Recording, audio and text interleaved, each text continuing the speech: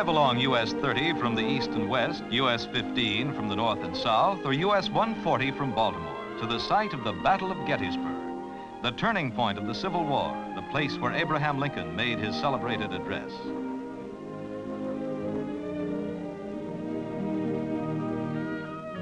When you drive through the gates, you seem to leave the world of today.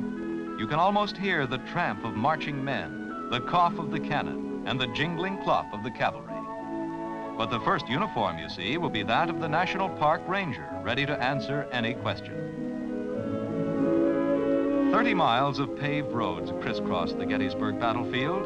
You can drive your car to monuments and markers commemorating one of the great moments in the history of our nation. Today, the avenues of Gettysburg are a place of pilgrimage for motoring American families, inspirational and educational.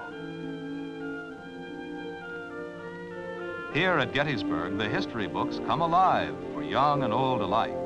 An eloquent, silent tribute to the heroes of the Civil War captured in stone and bronze.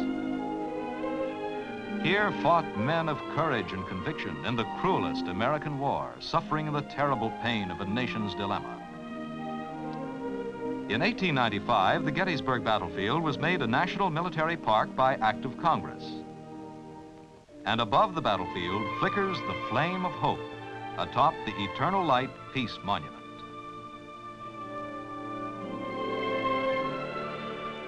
The park today extends over 5 square miles, and what happened in that area was the decisive test.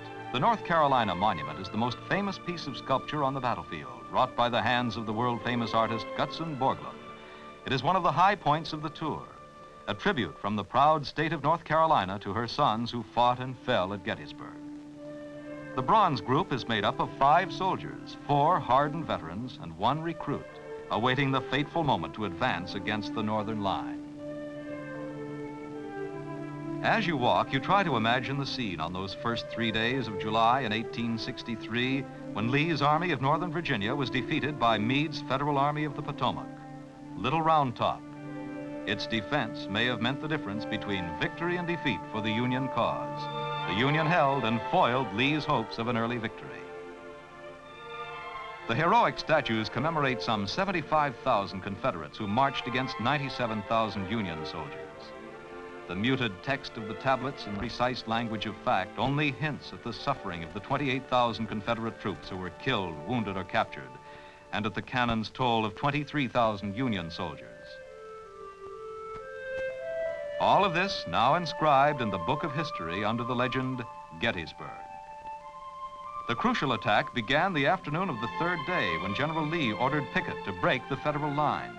15,000 Confederates marched into murderous fire across this field, and many of them were cut down forever. When Pickett's charge failed, the war turned against the South. For the motoring tourist with a camera, the panorama of history. For the youngsters, it's a first-hand lesson. Here, great events are real. And with youthful imagination, they too fight the Battle of Gettysburg.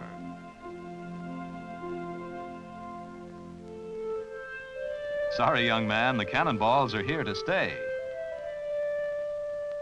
Those cannonballs would have been a small portion of the shot and shell fired at the regiments at Gettysburg. It has been estimated that 569 tons of deadly missiles were fired, including all the various types of shot, shell, shrapnel, and ball known to both this country and Europe. A total of 354 Union and 272 Confederate artillery pieces were used during the battle.